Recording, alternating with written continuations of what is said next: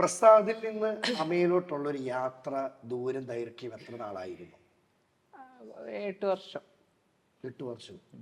ആ തുടക്ക സമയം മുതലൊന്ന് പങ്കുവെക്കാം. തുടക്ക സമയം എന്ന് പറയാൻ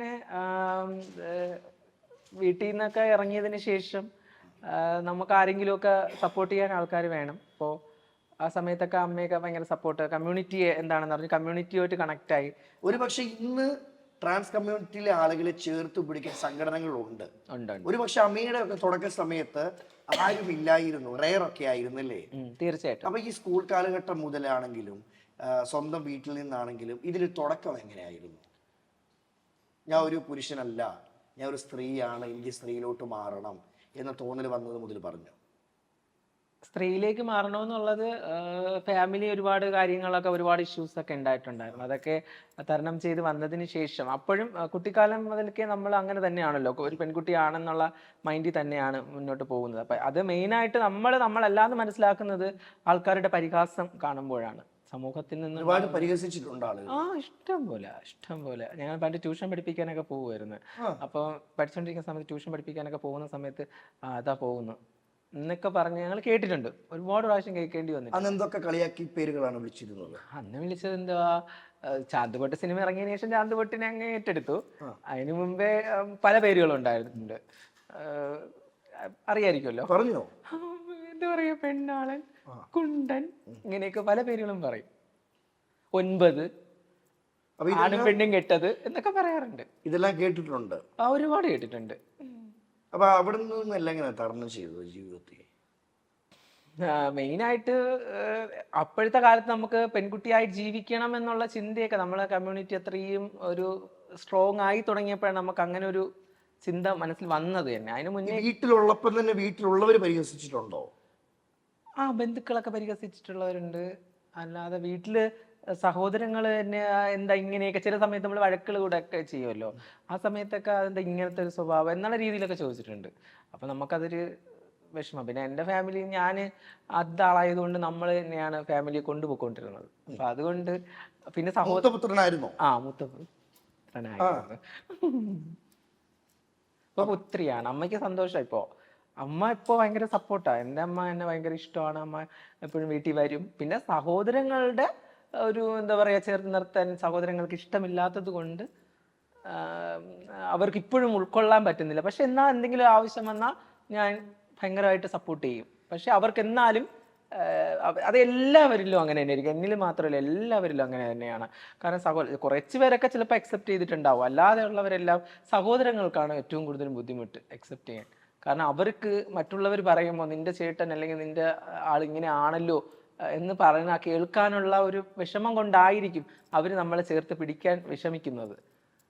എത്രയൊക്കെ നമ്മൾ വീട്ടിൽ നിന്ന് മാറി നിന്നാലും സഹോദരങ്ങൾ നമ്മുടെ ജീവൻ തന്നെയല്ലേ?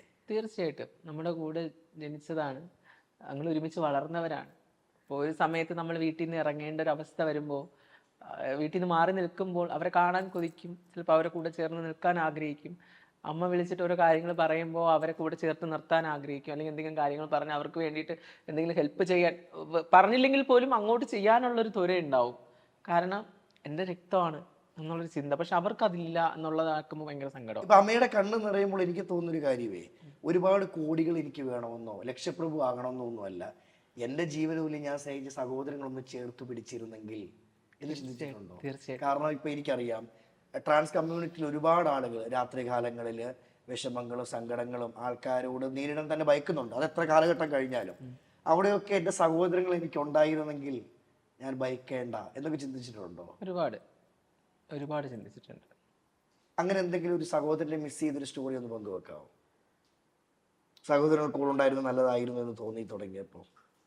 സഹോദരങ്ങൾ കൂടെ ഉണ്ടാക്കുമ്പോൾ ഇപ്പം മാരേജ് കഴിഞ്ഞ സഹോദരങ്ങൾ കുഞ്ഞുങ്ങളുടെ ആവശ്യങ്ങളൊക്കെ വരുന്ന സമയത്ത്, കുഞ്ഞിൻ്റെ ഒക്കെ ആവശ്യമൊക്കെ നടക്കുന്ന, കുഞ്ഞിൻ്റെ ബർത്ത്ഡേയോ അല്ലെങ്കിൽ ഫങ്ഷൻസ് ഒക്കെ നടക്കുന്ന സമയത്ത് നമുക്ക് പിന്നെ ബലിയിടാൻ പോകുന്ന സമയം, അച്ഛൻ മരിച്ചു പോയി ബലിയിടാൻ പോകുന്നത് പണ്ട് ഞാൻ പോകുമായിരുന്നു. പിന്നീട് ഇപ്പം ബ്രദറാണ് പോകുന്നത്. അപ്പോൾ ആ സമയത്ത് ഞങ്ങൾ ഉണ്ടായിരുന്ന സമയത്ത് ഞങ്ങൾ എല്ലാവരും ഒരുമിച്ചാണ് വീട്ടിൽ ഓണം ഒക്കെ വരുമ്പോൾ ഒരുമിച്ച് ആഘോഷിക്കും. എല്ലാം ഞാൻ ഉണ്ടായിരുന്ന സമയത്തൊക്കെയും ഞങ്ങൾ അങ്ങനെയാണ് ജീവിച്ചത്. നമ്മൾ ഒരുമിച്ചിരുന്ന് സദ്യ കഴിക്കുക, എല്ലാവരും ഒരുപോലെ ഡ്രസ്സ് വേണം. ഇപ്പോൾ അത് പറ്റില്ലല്ലോ. ഒറ്റയ്ക്ക് അത് കമ്മ്യൂണിറ്റിയിൽ എന്തെങ്കിലും ഫ്രണ്ട്സ് ഉണ്ട് അല്ലെങ്കിൽ അമ്മയുണ്ട്, അവരുമായിട്ട് കണക്ട് ചെയ്തിട്ട് അവിടെയാണ് ആഘോഷിക്കുന്നത്. കമ്മ്യൂണിറ്റിയും ബന്ധപ്പെട്ട്. അപ്പൊ അങ്ങനെയൊക്കെ വരുമ്പോൾ ഒരുപാട് മിസ്സിങ് ഉണ്ടാവും. എന്നാലും സഹോദരനെ എപ്പോഴെങ്കിലും ഒക്കെ കാണണം അല്ലെങ്കിൽ എനിക്ക് സംസാരിക്കണമെന്ന് തോന്നിയത് അമ്മയോട് പറഞ്ഞിട്ടുണ്ടോ? അപ്പൊ അവിടുന്ന് കിട്ടിയ മറുപടികൾ എന്തൊക്കെയായിരുന്നു? അമ്മയെ വിളിക്കുമ്പോൾ തന്നെ അമ്മ പറയുന്നത് ആ സഹോദരൻ അടുത്തുണ്ട്, ഉണ്ട് അടുത്തുണ്ട്, വേണ്ട ഇപ്പൊ സംസാരിക്കണ്ട പിന്നെ വിളിക്കാം എന്നുള്ള രീതിയിലൊക്കെ സംസാരിക്കും. അപ്പം ഭയങ്കര വിഷമം. ഞാൻ ചോദിക്കും അമ്മയുടെ അടുത്ത്, അമ്മ എന്തിനാ പേടിക്കുന്നത്, ആരെയാ പേടിക്കുന്നത്, എന്തിനാ പേടിക്കുന്നത്, എന്ത് പറഞ്ഞാലും അമ്മയ്ക്ക് ഇപ്പൊ ഇഷ്ടമല്ലേ, ചേർത്തില്ല. അമ്മ പേടിയാ, അമ്മയ്ക്ക് പേടിയാ അവരെന്തെങ്കിലും പറയൂ.